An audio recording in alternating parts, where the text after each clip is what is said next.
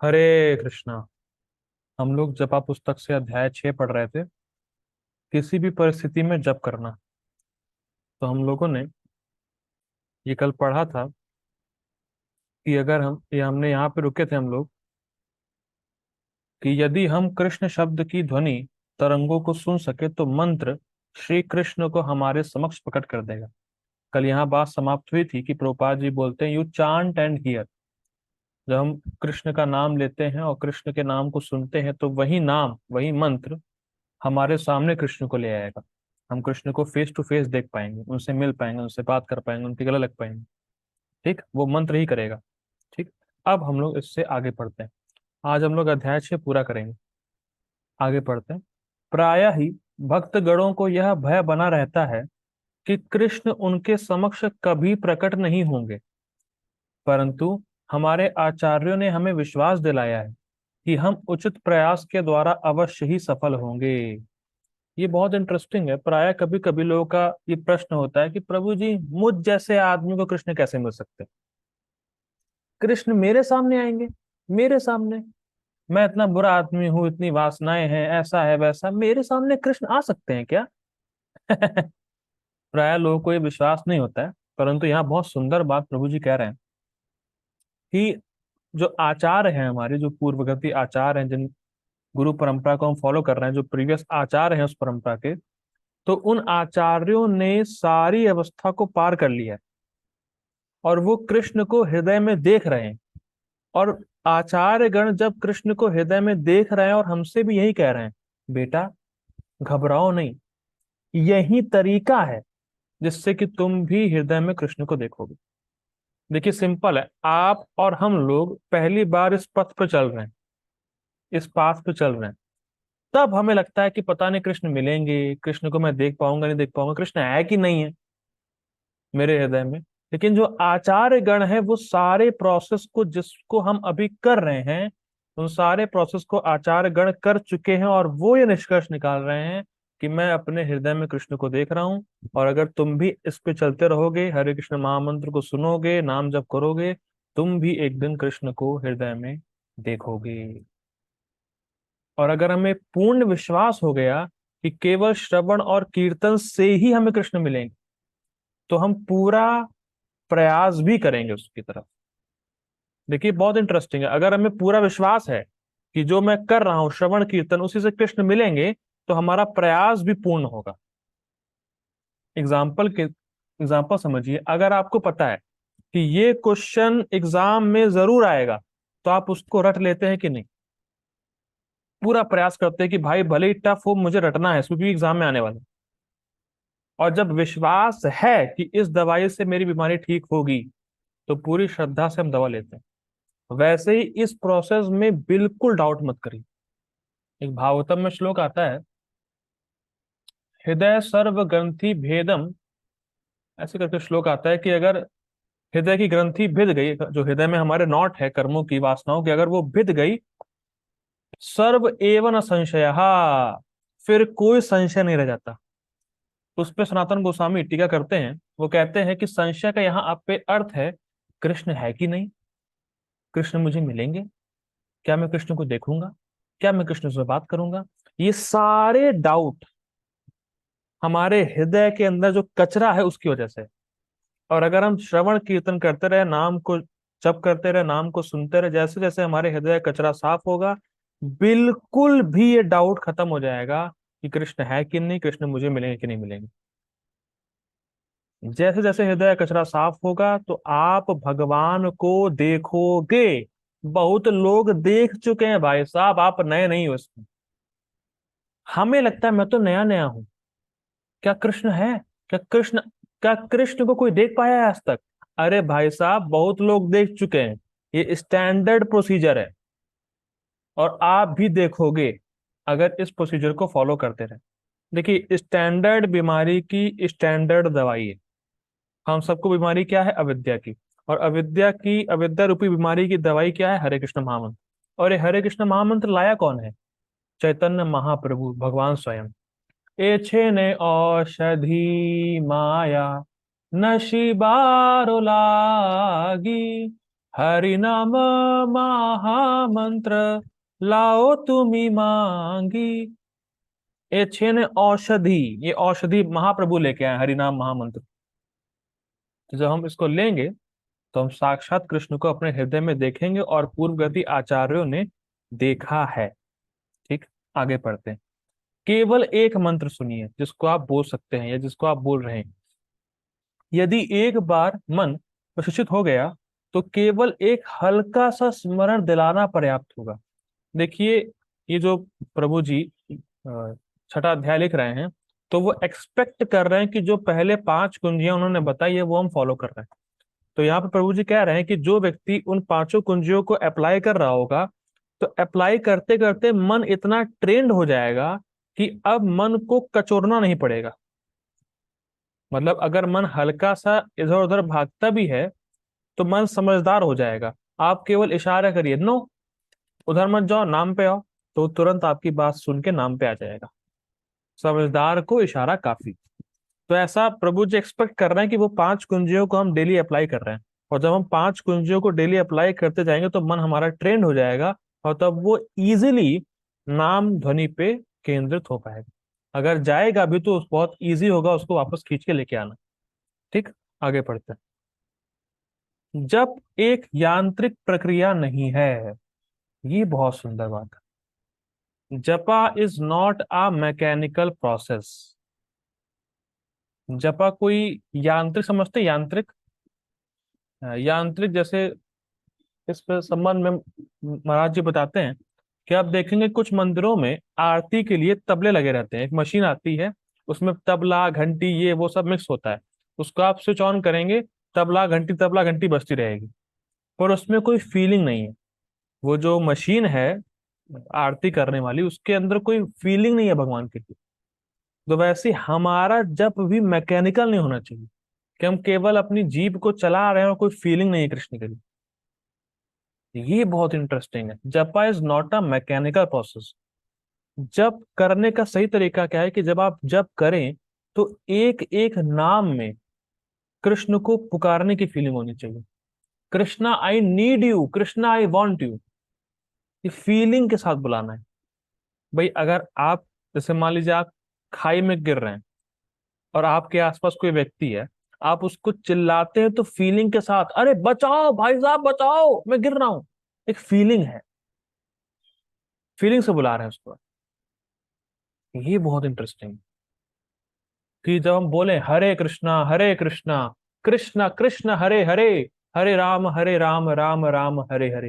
हे कृष्ण, मैं भव सागर में गोते खा रहा हूँ, प्लीज मुझे बाहर निकालिए।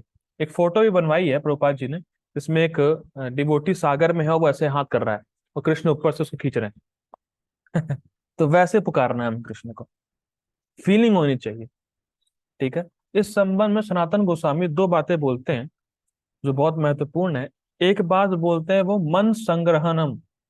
तो मन संग्रहणम का मतलब क्या है? जो हम सीख रहे हैं कि मन अगर आपका नाम से इधर उधर जा रहा, नाम में नहीं लग रहा है और नाम के अलावा किसी अन्य विषयों में जा रहा है, तो मन को संग्रहित, मन को वहां से खींच के नाम में लगाना।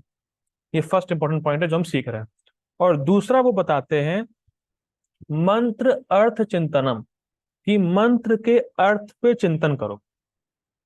जैसे आप लोगों ने देखा होगा, जैसे वैष्णव भजन है, अगर वैष्णव भजन के अर्थ किसी को पता है और अर्थ समझ के जब व्यक्ति गाता है तो अलग फीलिंग होती है, और अगर अर्थ नहीं पता और केवल गा रहा है उसमें अलग बात होती है।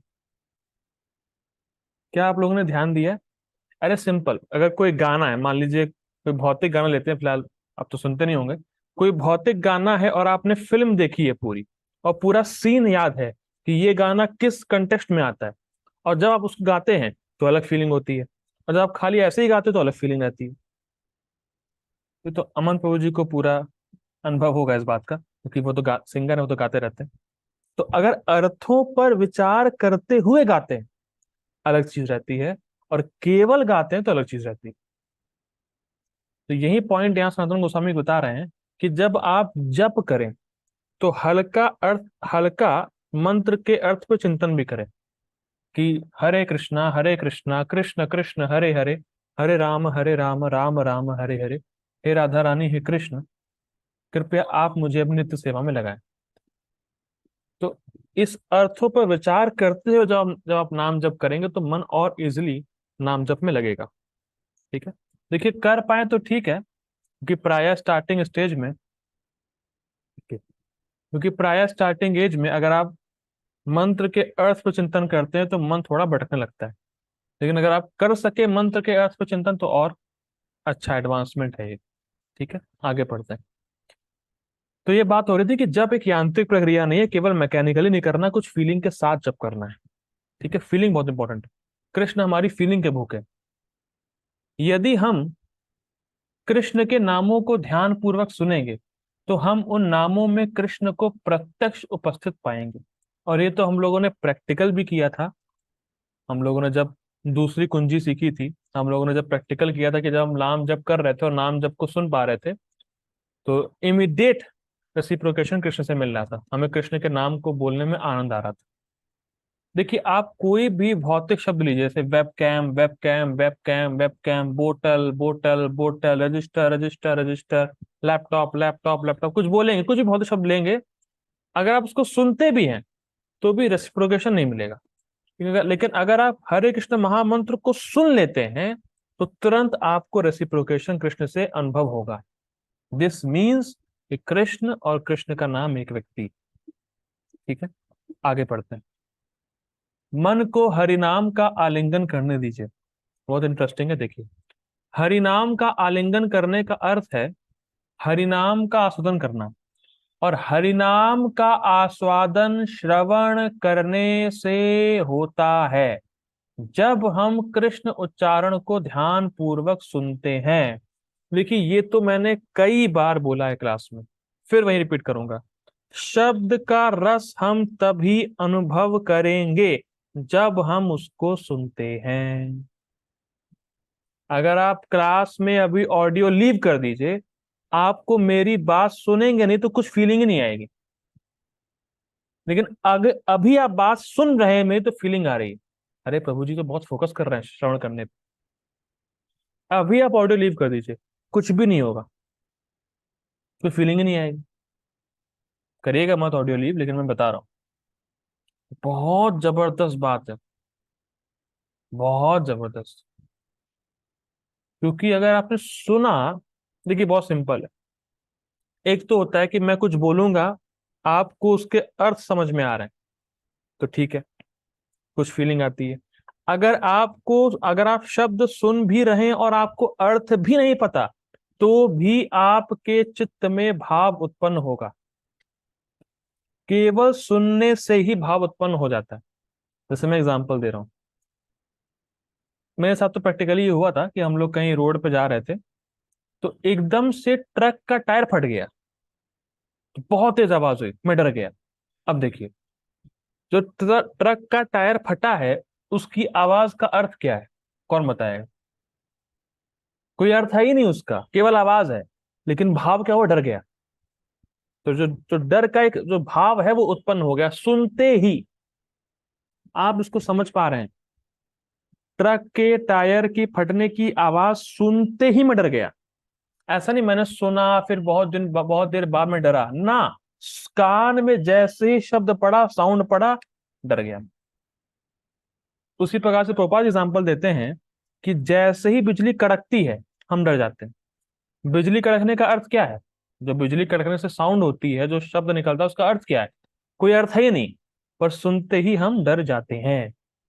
बहुत इंपॉर्टेंट पॉइंट है कि शब्द का चित्त पर तुरंत प्रभाव पड़ेगा जब हम उसको सुनेंगे। अगर हम सुनेंगे ही नहीं तो कोई इफेक्ट ही नहीं आएगा। पता नहीं कितना कैच कर पा रहे हैं।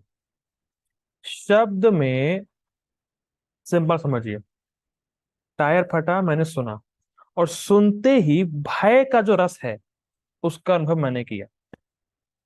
तो आप रस को तभी अनुभव कर सकते हैं व्हेन यू हियर। शब्द सुनते ही तुरंत चित्त पे इफेक्ट होगा ही। नहीं सुनेंगे, चित्त पे कोई इफेक्ट नहीं होगा। और सुनते ही ऐसा प्रभाव होता है कि उसको हम कंट्रोल नहीं कर सकते। जब आप कोई भी शब्द सुनते हैं, कोई भी बात सुनते हैं, तो मन पे ऐसा प्रभाव होता है कि यू कैन नॉट कंट्रोल। अरे अगर मैं किसी को यहाँ पे बहुत गंदी गाली दे दूं, कंट्रोल नहीं कर पाएगा। अरे गाली देने की बात छोड़िए, केवल आप बात की टोन चेंज कर दीजिए, फिर देखिए। अच्छा, आयुषी माता जी कुछ ज्यादा ही भक्ति नहीं कर रही हैं आजकल, कुछ ज्यादा ही बड़ी बन रही हैं, बस ऐसे बोल दीजिए। हैं? तो भी रिएक्शन आया होगा, पर माता जी को आया होगा फिलहाल, सुना है तो। हंस रही होंगी शायद। देखिए, तो आप हंसी क्यों जब मैंने बोला? अब देखिए हंस रही हैं, मैंने आप हंसी क्यों जब मैंने बोला, और बोलते ही आपको हंसी आ गई। समझिए इस बात को, बहुत गंभीर बात है। आप जैसे ही सुनते हैं, आपके मन पे फीलिंग आना शुरू हो जाती है, और मन में जो फीलिंग आती है वो आप कंट्रोल नहीं कर सकते। जैसे सिंपल एग्जांपल दे रहा हूं, विश्वामित्र मुनि क्यों फंस गए? केवल पायल की झनकार सुन के। मेनका आई, छन छन छन, छन छन छन, कान गए सुना, बस खो बैठे कंट्रोल। उनको ईयरफोन लगा के ध्यान करना चाहिए था, तब शायद बच जाते वो। तो आजकल ईयरपॉड आते हैं, क्योंकि बाहर की आवाज नहीं आती उसमें, अगर वो करे करते तो शायद बच जाते। ये ध्यान दीजिए, बहुत इंटरेस्टिंग है। विश्वामित्र मुनि बिल्कुल ध्यान में थे, लेकिन जैसे ही मेनका ने पायल छनकाए, बस गए वो। तो आप बात समझिए, जैसे ही सुनेंगे फीलिंग आ जाएगी। और कई बार तो दिन में आप लोगों ने ऑब्जर्व किया होगा, कोई व्यक्ति एक लाइन बोल देता है और कुछ ताना मार देता है एक लाइन में, तो पूरा दिन खराब हो जाता है। पूरा दिन मन वही बोलता है, उसने ऐसा कैसे बोल दिया, उसने ये ताना मारा मुझे, ये वाला ये वाला। बस मन उसी में फंसा रहता है, क्योंकि उसने सुनी उस बात को, तब मन में फीलिंग आई कि उसने ऐसा कैसे बोला। मैं फिर रिपीट कर रहा हूँ, लास्ट टाइटल दे रहा हूँ इस बात को। जैसे ही आप शब्द को सुनते हैं, फीलिंग आपके मन में तुरंत आती। यदि हम कृष्ण का नाम सुनते हैं, तो मन में कृष्ण के लिए फीलिंग आएगी। और अगर कृष्ण से हम इमोशनली कनेक्ट हो गए, देन वी आर परफेक्ट। खत्म। इसीलिए बोलते हैं नाम को सुनना चाहिए। जैसे ही आप कृष्ण के नाम को सुनेंगे, कृष्ण कृष्ण बार बार सुनेंगे, कृष्ण के लिए फीलिंग अपने आप जागृत हो जाएगी मन में। ये साइंस समझिए, साइंस। शब्द का रस तभी अनुभव होगा जब आप सुनेंगे, और शब्द को सुनते ही मन में फीलिंग आती ही है। आप रोक नहीं सकते, आप कंट्रोल कर ही नहीं सकते, मन में फीलिंग आएगी ही आएगी, और तुरंत आएगी। ठीक है, बहुत गंभीर बात। आगे पढ़ते हैं। यदि हम वास्तव में कृष्ण नामों का श्रवण करें, तो हम उनके नामों का संशोधन कर सकेंगे। अंततोगत्वा नाम स्वयं कृष्ण ही तो है। जब मन और हृदय हरि नाम का आलिंगन कर लेंगे, तो जप करने में कोई कठिनाई नहीं होगी। कहने का अर्थ क्या है? जब हम जप को सुनेंगे, सुनते ही फीलिंग आएगी, और जैसे जैसे फीलिंग कृष्ण के लिए आने लग जाएगी, मन को अच्छा लगेगा, और तब कोई प्रॉब्लम नहीं होगी, मन कहीं भटकेगा नहीं। देखिए, कहने का मतलब सिंपल ये है, हम जिंदगी भर हरि नाम का बोरा नहीं ढो सकते। सिंपल ये समझिए, हम जिंदगी भर जप को एक बोझा नहीं बना सकते। और वो बोझा तभी बनता है जब हम नाम को सुनते नहीं। अभी हमारी कॉन्शियसनेस क्या है? आई हैव टू चैंट जपा, मुझे जप करना पड़ेगा। पर अगर हम नाम को सुनते रहेंगे, तो एक दिन ऐसा आएगा कि मुझे जपा करना है। कहाँ है बीट बैग? मुझे जपा करना है, मैं रह नहीं पा रहा। अभी तो क्या, अरे करना पड़ेगा यार, करना है। अभी ये है स्टेज है। लेकिन एक स्टेज ऐसी आएगी जब आप नाम को सुनेंगे कि मुझे कृष्ण का नाम करना है, मुझे नाम जप करना है। आई वॉन्ट टू चैंट जपा। इस लेवल पर हमें आना है। ठीक है, आगे पढ़ते हैं। इस समय हम मन को बलपूर्वक नाम का श्रवण कराने के लिए संघर्ष कर रहे हैं। मैं तो कर ही रहा हूँ फिलहाल। किंतु यदि हम मन को नाम सुनने हेतु पर्याप्त रूप से शांत कर सके, तब नाम प्रभु अपनी मधुरता प्रकट करने लगेंगे। ये हम सबका अनुभव होगा ही कि किसी दिन कदाचित बाई चांस अटेंटिव चैंटिंग हो जाती है, तो मन बड़ा प्रसन्न हो जाता है। तो वही बात करें कि अगर आप नाम को सुन लेंगे तो नाम प्रभु अपनी मधुरता को प्रकट करेंगे, तब मन बड़ा प्रफुल्लित हो जाएगा। ठीक। तब हमारी चेतना पवित्र नामों का लिंगन कर लेगी, और तब हम पवित्र नामों के मधुर बंधन में बंध जाएंगे, मतलब हम नाम के ही हो गए। ठीक। हरिनाम का हमारे प्रति क्या व्यवहार होगा, ये ध्यान सुनिएगा। हरिनाम का हमारे प्रति क्या व्यवहार होगा, उस पर हमारा नियंत्रण नहीं है, किंतु हमारा जो उत्तरदायित्व है उसे तो हम पूरा कर ही सकते हैं। वह है दृढ़ संकल्पित होकर अपना ध्यान हरिनाम पर केंद्रित करना। बहुत सुंदर बात है। क्या पॉइंट बताया जा रहा है? आप देखेंगे किसी किसी दिन आप ध्यान पूर्वक नाम जप कर भी रहे हैं, आप नाम को सुन भी रहे हैं, लेकिन फिर भी टेस्ट नहीं आ रहा। या कभी कभी ऐसा होता है कि 16 माला में स्टार्टिंग की 4 माला बहुत अच्छी हुई, फिर फिर 4 से 5 से लेके 8 माला तक मजा ही नहीं आया, फिर एकदम 10वीं माला अच्छी हो जाती है। ऐसा अनुभव है, स्टार्टिंग में कुछ अच्छा हुआ, फिर बीच की माला बिल्कुल बोझा है, फिर एकदम से टेस्ट आ गया, फिर बोझा है, फिर टेस्ट आ गया। तो कुछ टेस्ट रुक रुक के आता है। तो जो भी अच्छे से नाम जप कर रहा है वो समझता है इस बात को कि कृष्ण अंदर बैठे हैं, और वो अपने नाम के रस को ऑन ऑफ करते रहते हैं।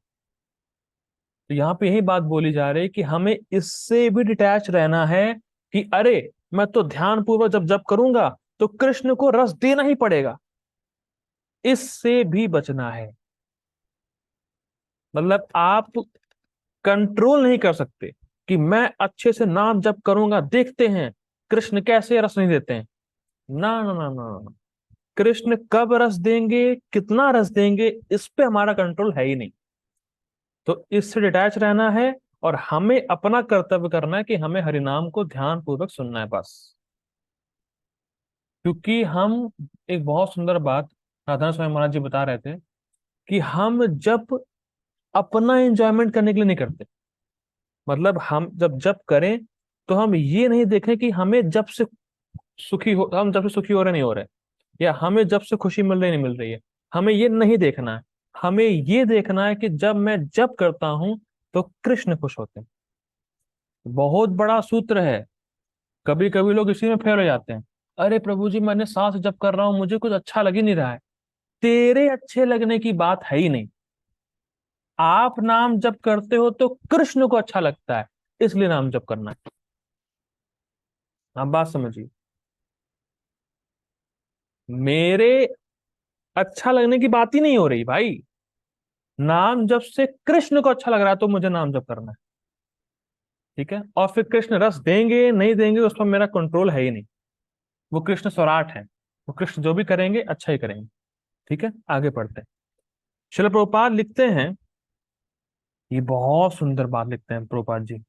शिल प्रभुपाद लिखते हैं, ऐसी आध्यात्मिक सिद्धि भौतिक योग्यताओं द्वारा प्रतिबंधित नहीं होती, अपितु दिव्य सेवा करने के निष्ठावान प्रयास के फलस्वरूप विकसित होती। आध्यात्मिक सिद्धि के लिए स्वैच्छिक प्रयास एकमात्र योग्यता है। श्रीमद् भागवतम 3:9-38। ये जो लाइन है प्रभुपाद जी की, ये वाली बहुत जबरदस्त लाइन है। आध्यात्मिक सिद्धि के लिए स्वैच्छिक प्रयास एकमात्र योग्यता है। देखिए, कभी कभी कुछ भक्त जो स्टार्टिंग में आते हैं, तो वो इसलिए आते हैं कि वो ये देखते हैं कि अरे, ये प्रभु जी आईआईटी से पढ़े हुए भक्ति कर रहे हैं, अरे वाह। ये आईआईएम से पढ़े हुए हैं भक्ति कर रहे हैं, अरे वाह। तो वो मटेरियल जो एकेडमिक क्वालिफिकेशन है उसको देख के भक्ति में आते हैं। मतलब उनको ऐसा फीलिंग आती है कि जो पढ़ाई में अच्छा है वो अच्छा भक्त बन सकता है। यानी जो बहुत पढ़ा लिखा है, जो बहुत हाईली एकेडमिक है, तो वो ज्यादा भक्ति के योग्य है। कभी कभी लोगों को ये भ्रम होता है, पर ऐसा बिल्कुल नहीं है। प्रोपा जी कह रहे हैं आपसे केवल क्या एक्सपेक्ट किया जा रहा है कि आप हरे कृष्ण महामंत्र बोलोगे और हरे कृष्ण महामंत्र सुनोगे। तो इसमें मटेरियल क्वालिफिकेशन की बात ही कहाँ आई? भाई इसमें बात तो आई है जीभ की और कान की। जीभ से बोलना है, कान से सुनना है। और जीभ और कान सबके पास है। क्या किसी की जीभ लंबी और छोटी होती है क्या? नहीं तो। क्या किसी के कान के सुनने की पावर ज्यादा कम होती है क्या? नहीं तो। तो मटेरियल क्वालिफिकेशन की बात ही नहीं आती है यहाँ पे। तो सिंपल ही बोला जा रहा है कि आप हरे कृष्ण महामंत्र बोलो और सुनो, खत्म। केवल यही बात बोली जा रही है। और प्रभुपाद जी लास्ट में बता रहे हैं बहुत सुंदर, हमारा स्वैच्छिक प्रयास होना चाहिए। दिस मीन्स, इसको मैं समझा रहा हूं बहुत सुंदर तरीके से, देखिए। यहाँ पे कोई भक्त है जो मुझे बताएगा कि ध्रुव महाराज ने कौन सी डिग्री ली थी? ध्रुव महाराज बीटेक थे, एमटेक थे, पीएचडी थे, एमबीबीएस थे? क्या थे भाई ध्रुव महाराज? या आईएएस थे, या बैंक में नौकरी करते थे? क्या थे ध्रुव महाराज? कौन सी डिग्री थी उनके पास? उनके पास पीएचडी थी। उनके पास पीएचडी थी। परमानेंट हरि का दास। ठीक है, मजाक कर रहा हूँ। उनके पास कोई डिग्री नहीं थी, लेकिन फिर भी 6 महीने में वो भगवान को देख पाए। क्यों? क्या रहस्य था? इसको प्रभुपाद जी बोल रहे हैं, आध्यात्मिक सिद्धि के लिए स्वैच्छिक प्रयास एकमात्र योग्यता है। फॉर्मेलिटी से काम नहीं होगा। जैसे कदम कानन महाराज जी, जो कि अब तो भगवान के धाम चले गए, कदम कानन महाराज जी बोलते थे, डू योर रेंट जपा। क्या मतलब है इसका? जब जो भक्त इस्कॉन में रुकते हैं, तो उनको बोलते हैं कि आप अगर इस्कॉन में रुकना चाहते हैं तो आपको 16 माला जप करना पड़ेगा। तो कुछ लोग केवल इस्कॉन में रुकने के लिए 16 माला का जप करते हैं। रेंट जपा। हम 16 माला का रेंट दे रहे हैं रुकने के लिए इस्कॉन में। तो महाराज जी बोलते हैं कि रेंट जपा नहीं करना है, मतलब फॉर्मेलिटी से काम नहीं होगा भाई। वॉलेंटरली प्रयास करना होगा हमें खुद से कि हमें कृष्ण भक्ति में आगे बढ़ना है। फॉर्मेलिटी आपकी 1-2 दिन चल जाएगी बस, फिर आप नहीं कर पाओगे। या कोई आपके बहुत पीछे पड़ा रहो, उस पीछे पीछे पड़ा हुआ है, उसके डर से आप भक्ति कर रहे हैं, तो भी काम नहीं चलेगा। Your free will has to be used in the service of Krishna. स्वैच्छिक प्रयास, हमें हमारी यही योग्यता हमारे पास है कि हम अपनी फ्री विल से कृष्ण की सेवा में लगाएं। यही योग्यता ही है हमारे पास। और यही योग्यता चाहिए, और कोई भी योग्यता नहीं चाहिए। चाहे कोई अनपढ़ हो, चाहे कोई माता जी हो, चाहे कोई प्रभु जी हो, चाहे कोई बच्चा हो, चाहे कोई बूढ़ा हो, कोई योग्यता नहीं चाहिए। योग्यता खाली खाली एक, कि अपनी फ्री विल से कृष्ण की सेवा में लगाना, खत्म। देखिए बात समझिए, बहुत सुंदर बात है। जो व्यक्ति हरे कृष्ण महामंत्र को बोल रहा है और सुन रहा है, वो अज्ञान में रह ही नहीं सकता। इसको पता नहीं कितना डाइजेस्ट कर पा रहे हैं आप? जो व्यक्ति हरे कृष्ण महामंत्र को बोल रहा है और सुन रहा है, वो अज्ञान में रह जाए, असंभव। आप समझ रहे हैं कितना आसान प्रोसेस दिया है? कोई अनपढ़ व्यक्ति भी केवल हरे कृष्ण महामंत्र को सुनने और बोलने से सारा दिव्य ज्ञान अपने हृदय में धारण कर सकता है। ये है पावर।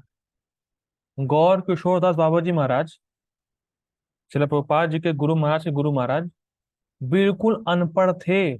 अपना नाम भी लिखना नहीं आता था, लेकिन सारा वैदिक ज्ञान उनके हृदय में रिवील था। केवल हरे कृष्णा कृष्ण कृष्ण हरे हरे, हरे राम राम राम हरे हरे, केवल इतने करने मात्र से।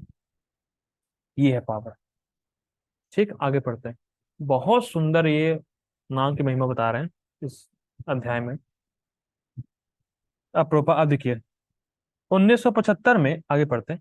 1975 में एक शिष्य ने प्रभुपाद से पूछा कि इस अस्थिर मन को जप करते समय किस प्रकार नियंत्रण किया जा सकता है। श्रील प्रभुपाद ने अचंभित कर देने वाला तथा गंभीर होकर उत्तर दिया, मन को वश में करने की क्या आवश्यकता है? तुम्हें सिर्फ जप करना है और श्रवण करना है।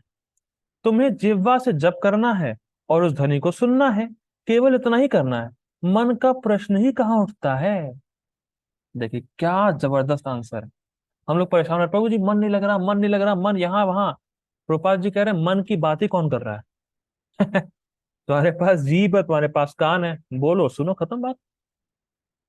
कितना जबरदस्त है। कक्ष में वार्तालाप हवाई 3 फरवरी 1975। ठीक है। तो प्रभुपाद जी कहना क्या चाह रहे हैं, देखिए। देखिए अगर हम गंभीरता से नाम जप करेंगे तो एक चीज देखेंगे, और ये देखना ही पड़ेगा, क्योंकि ये मापदंड है कि आप सही से नाम जप कर रहे हैं नहीं कर रहे। अगर आप सही से नाम जप करेंगे तो कृष्ण के बारे में श्रवण करने की लालसा बढ़ेगी आपके हृदय में। आपको भगवान के बारे में और जानने का मन करेगा, इसमें अलग ही रस है। अगर वाकई में आप अच्छे से नाम जप कर रहे हैं और श्रवण करने की इच्छा बढ़ रही है, दैट मीन्स आप सही से नाम जप कर रहे हैं। कृष्ण के बारे में श्रवण करने की इच्छा, this is the first qualification to enter into the kingdom of Godhead. Prabhupada ji लिखते हैं अपने फर्स्ट कैंटो में। ये बढ़ना ही चाहिए। और कभी कभी, जैसे देखिए, हो सकता है किसी भक्त को क्लास में आना अच्छा लगे, और कभी कभी ऐसे भक्त होते हैं जिनको क्लास में आना अच्छा ही नहीं लगता, वो आना ही नहीं चाहते, क्योंकि उनके हृदय में कलमश है, वो सही से जप नहीं कर रहे, और खूब बहाना बनाते हैं। ये सेवा है, वो सेवा है, प्रभु जी ऐसा हो गया, प्रभु जी वैसा हो गया। क्यों नहीं आ रहा है वो क्लास में? जिसको क्लास में आना अच्छा लगता है वो सोचता होगा, यार इतनी अच्छी तो क्लास होती है, क्यों नहीं आ रहा है ये? क्योंकि तुम गंभीरता से नाम जप कर रहे हो, वो नहीं कर रहा। ये डिफरेंस। तो गंभीरता से नाम जप करेंगे तो उसका इफेक्ट आपकी सारी सेवा में दिखेगा, स्पेशली लेकिन श्रवण में दिखेगा, क्योंकि श्रवण इज द टॉप मोस्ट। ठीक है। ओके, ऐसा करते हैं। सर्वोच्च वरदान, ये अलग सेक्शन है इसी अध्याय का। तो मैं ऐसा कर रहा हूँ, मीटिंग एंड कर रहा हूँ। Please join again. ये बहुत सुंदर है। ठीक है, प्लीज ज्वाइन अगेन। हरे कृष्ण। सर्वोच्च वरदान मतलब हरिनाम जो है, हरे कृष्ण महामंत्र, ये टॉप मोस्ट बेनेडिक्शन है। ठीक है, इसको बता रहे हैं। सर्वोच्च वरदान। हरि भक्ति विलास में स्कंद पुराण के एक वाक्य का वर्णन आता है। कृष्ण के पवित्र नाम सर्वोच्च वरदान। कई बार कई बार कुछ भक्त मुझे टाइप करते हैं मैसेज में कि प्रभु जी ब्लेस मी, ब्लेसिंग दीजिए, आपकी कृपा चाहिए, ये है वो है। और मैं कहता हूँ कि आप 16 माला का जप करो, वही वरदान है, वही ब्लेसिंग है। वो नहीं करेंगे लेकिन। तो क्या ब्लेसिंग मांग रहे हो भाई? जब 16 माला का जप नहीं कर रहे हो, वही टॉप मोस्ट ब्लेसिंग है।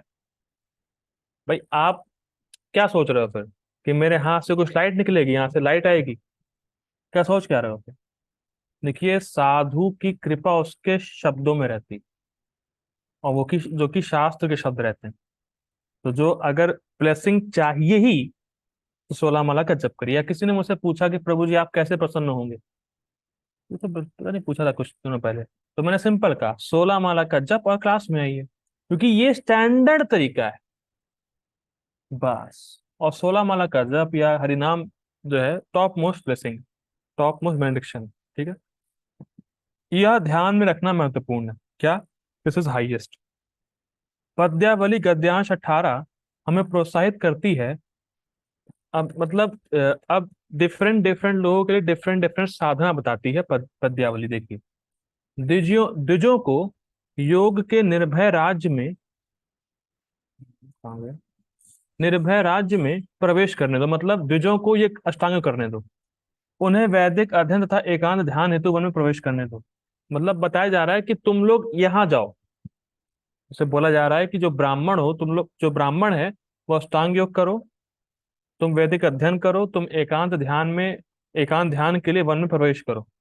उन्हें इस प्रकार मोक्ष प्राप्त करने दो, मतलब अरे करने दो इन लोगों को। लेकिन जहां तक हमारा प्रश्न है, हम अपने सैकड़ों सहस्रों जन्म भगवान श्री कृष्ण के पवित्र नामों का जप करने में व्यतीत करेंगे। मतलब एक भक्त ये कह रहा है कि बाकी लोगों को जो चाहे करने दो, पर मैं तो भगवान के नाम का जप करूंगा। भक्त का क्या भाव होता है कि जप करने में मुझे इतना टेस्ट मिल रहा है, मुझे मुक्ति की पड़ी ही नहीं है। चाहे मुक्ति मिले, चाहे मोक्ष मिले, चाहे नहीं मिले, मुझे तो बस केवल भगवान का नाम का जप करना है, खत्म। ऐसा है नहीं कि उसको मोक्ष नहीं मिलेगा, मुक्ति तो बाय प्रोडक्ट है। भगवान का जो नाम, जिसको भगवान के नाम में रुचि हो गई वो तो मुक्त है ही। ठीक। लेकिन ये भक्त का भाव रहता है कि और लोग जहां जाएं जहां जाएं, लेकिन मुझे क्या करना है, मुझे बस हरे कृष्ण महामंत्र का जप करना है, खत्म। ठीक। वे भगवान श्री कृष्ण, जिनका मनोहारी कृष्ण वर्ण और पीत वस्त्र, पीले पुष्प धारण किए कदम वृक्षों के उद्यान में खिलते हुए अनेकों नीलों कमलों की भांति सुशोभित होता है। मतलब ये बता रहे हैं कि कृष्ण का ही नाम लेना। तो कृष्ण को वर्णन कर रहे हैं यहाँ पे। हरि नाम देखिए अब बहुत महत्वपूर्ण। हरि नाम भजने वालों को वास्तव में यह समझना महत्वपूर्ण है कि हरि नाम सर्वोच्च वरदान है। केवल हरि नाम भजने और कृष्ण का ध्यान करने से ही संतुष्टि मिलती, और अन्य किसी भी प्रकार से नहीं। किंतु हम यह किस प्रकार समझ सकते हैं? आप समझ में आ रहा है क्या थीम चल रही है? देखिए, अब प्रश्न ये उठ रहा है कि भाई हम कैसे समझें कि कृष्ण का नाम हाईएस्ट चीज है? ये हम कैसे रियलाइज करें कि कृष्ण का नाम टॉप मोस्ट है? समझ आ रहा है? भाई देखिए, अगर हम ये समझ गए कि कृष्ण का नाम टॉप मोस्ट है, तो हम उसके लिए ही प्रयास करेंगे। पर हमें समझ ही नहीं आ रहा, हमें ये रियलाइज नहीं हो रहा कि कृष्ण का नाम टॉप मोस्ट है।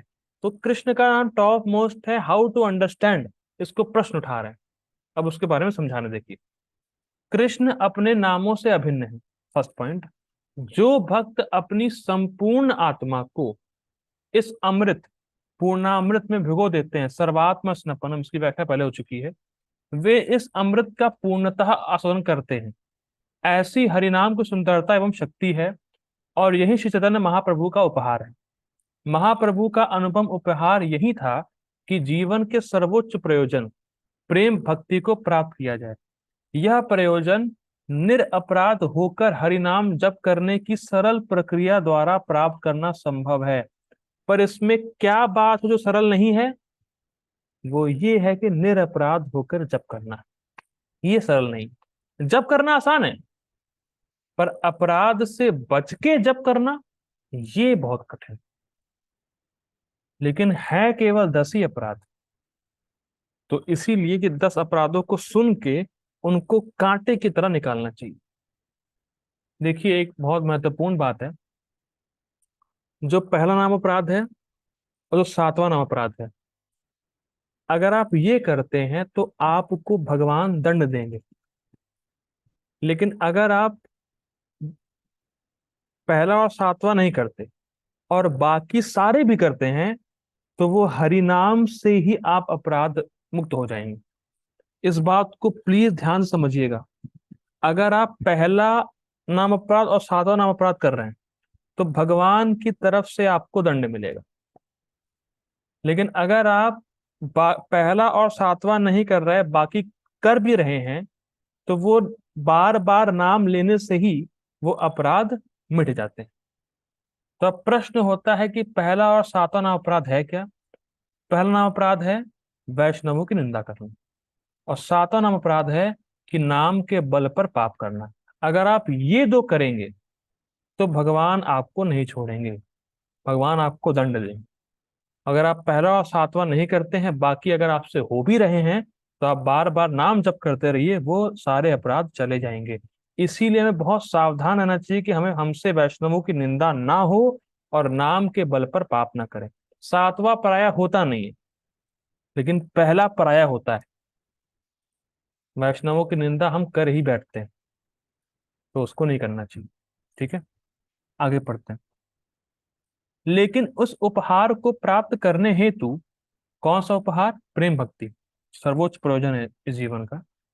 प्राप्त करने हेतु हमें सही तरीके से जप करना होगा। देखिए क्या सुंदर बात है। अगर आपको प्रेम भक्ति प्राप्त करनी है, जो कि टॉप मोस्ट प्रयोजन है इस जीवन का, तो आपको सही तरीके से जप करना होगा।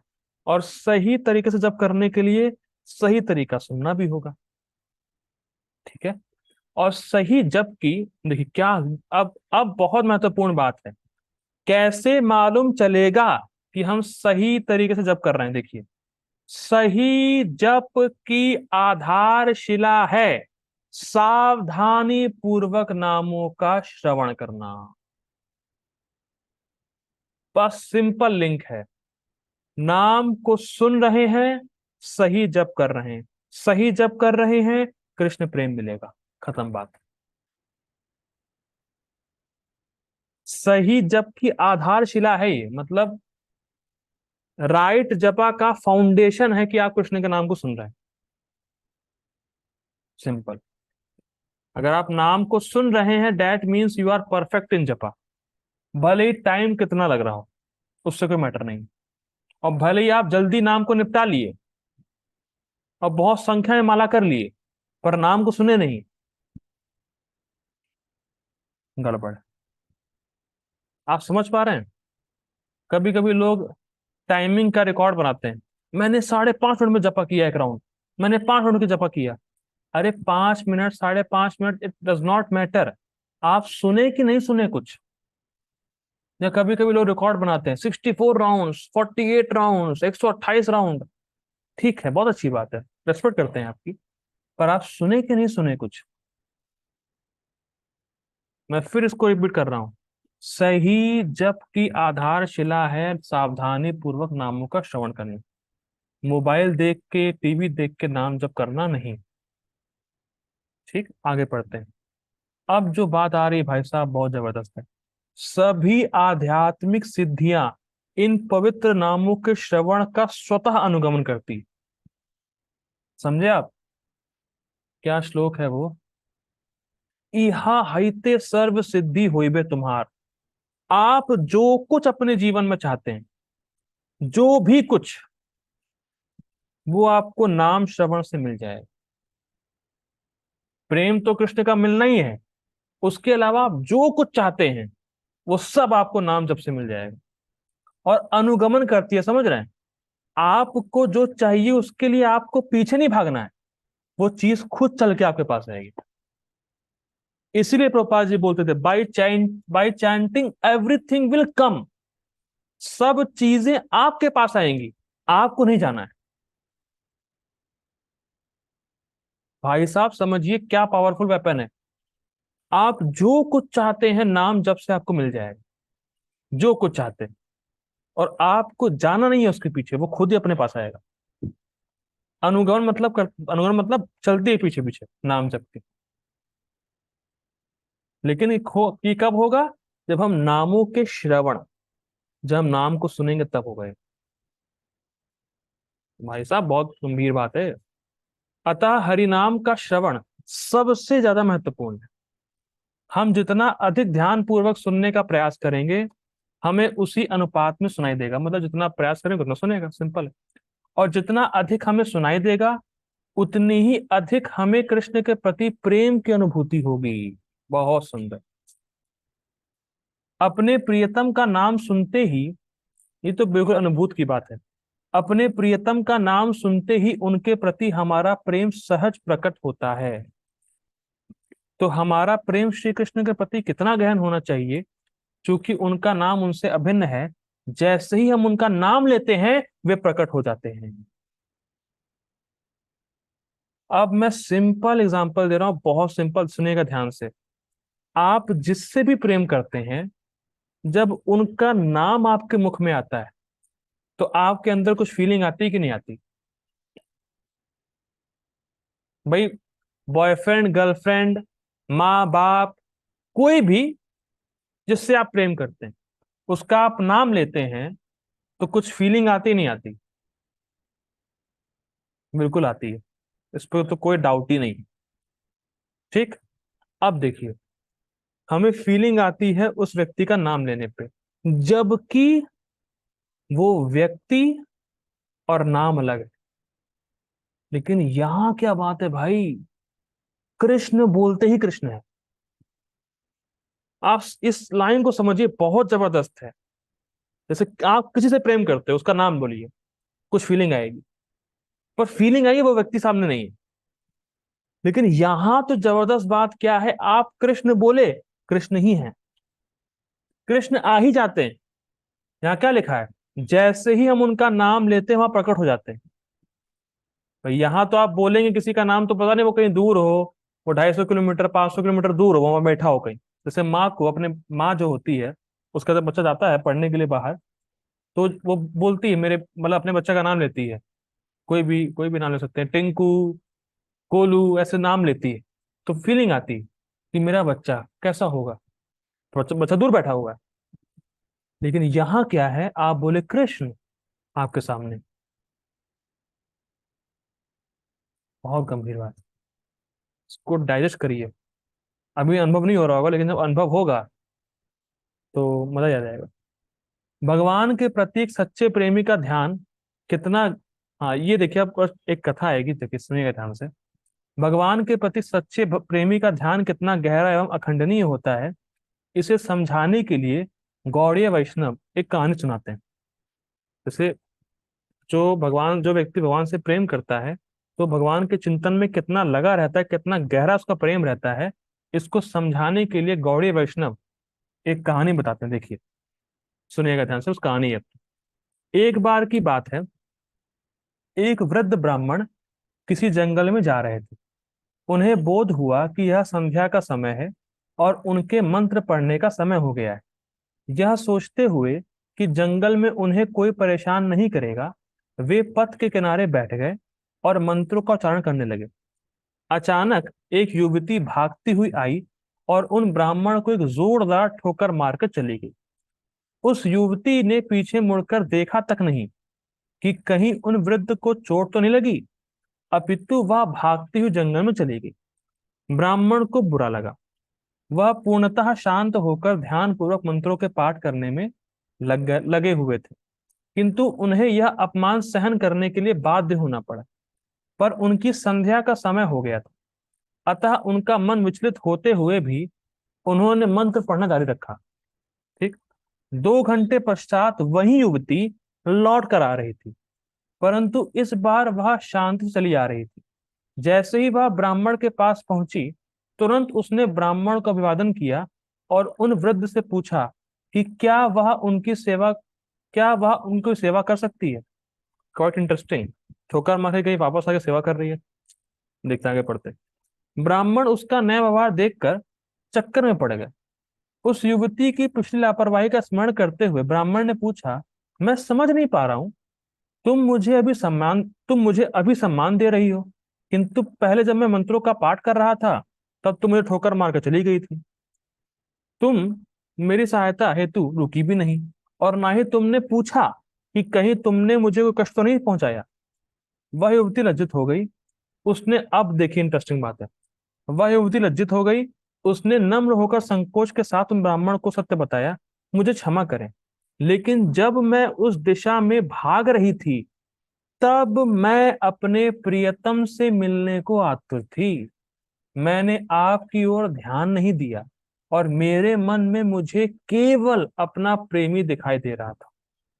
अब मैं अपने मिलन के बाद वापस लौट रही हूं। अब मेरे चारों ओर जो कुछ भी हो रहा है उसके प्रति मैं सजग हूं, कॉन्शियस हूं। इस ब्राह्मण और नव युवती की तल्लीनता में जो अंतर है उसकी ओर ध्यान दीजिए। अब आप समझिए, युवती प्रेमी से मिलने के लिए भाग रही है, उसको पता ही नहीं चला, उसको कुछ पता ही नहीं कि कोई ब्राह्मण बैठा है, ठोकर लगे, कुछ लेना देना नहीं है उसको। और ब्राह्मण मंत्र पढ़ रहा है, लेकिन फिर भी अपमान के बारे में सोच रहा है। फर्क समझ में आ रहा है?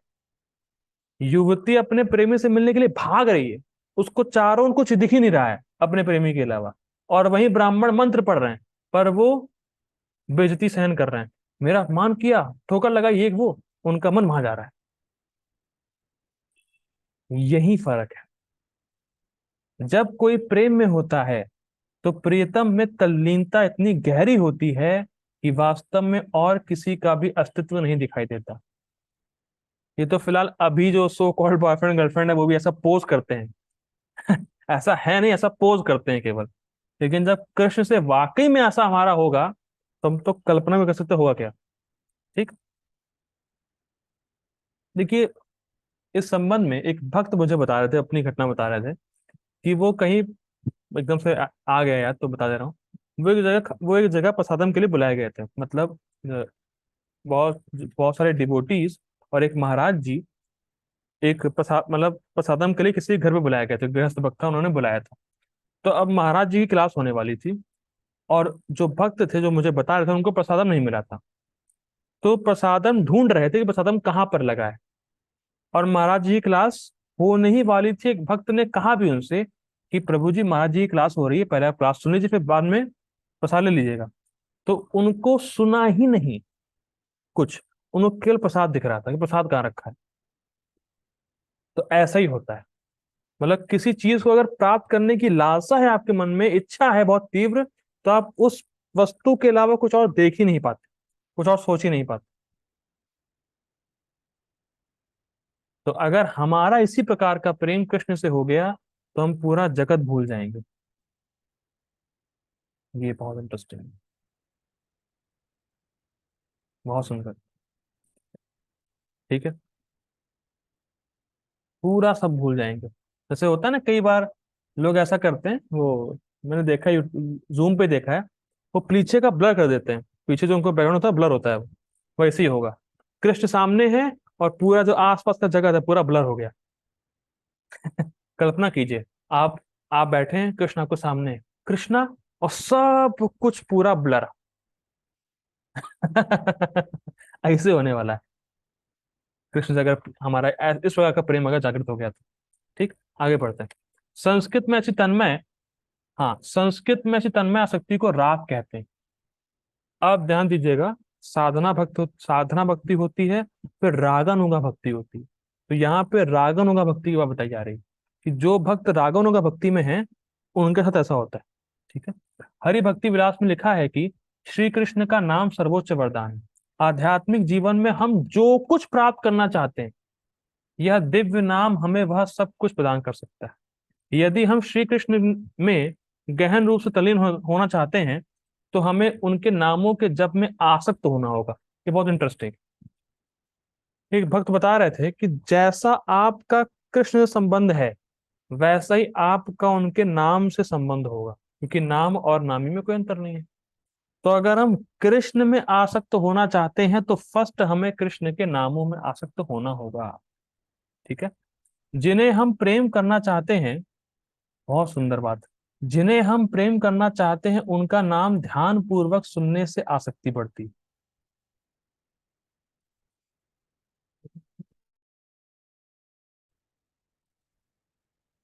माफ कीजिएगा।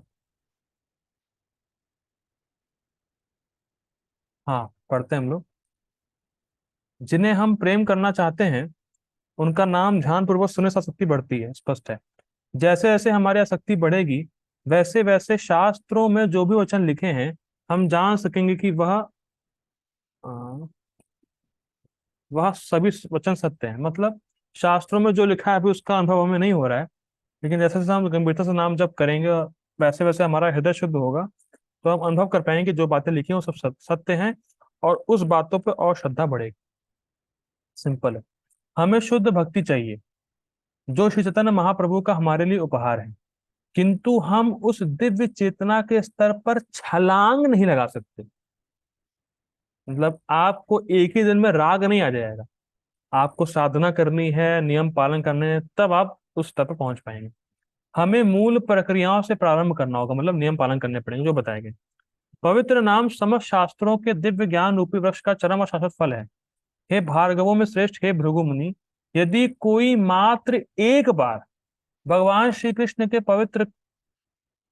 के पवित्र नाम का अपराध विहीन जप करता है, भले ही वह श्रद्धा अथवा भाव रहित होकर जब क्यों ना करे, पवित्र नाम तत्क्षण ही उसे मुक्त कर देते हैं।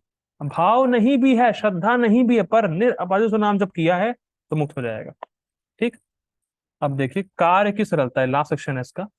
अपनी चेतना को नाम की ध्वनि से स्पर्श करने दीजिए। मतलब क्या है, मैं दो बार हरे कृष्ण महामंत्र बोलूंगा, आप बोल सकते हैं अपने एंड पे, और सुनने का प्रयास कीजिए।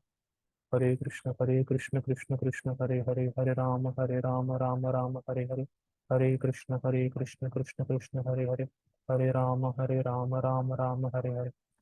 तो ये स्पर्श हुआ। जब हम नाम को सुनते हैं तो हमारी चेतना नाम की ध्वनि से स्पर्श करती है। ठीक। केवल उस दिव्य ध्वनि के कंपन मतलब वाइब्रेशन का अपने मन और हृदय से स्पर्श होने दीजिए। कृष्ण का नाम दिव्य है, वह इस लोक का नहीं है। गोलोकेरा प्रेम धन हरि नाम संकीर्तन, इसको सब जानते हैं। कृष्ण को हरिनाम के रूप में अपने पास ले आइए। ये देखिए कितना स्पष्ट है। हम लोग बोलते हैं कि कृष्ण तो बहुत दूर है, नहीं, कृष्ण बहुत दूर नहीं है।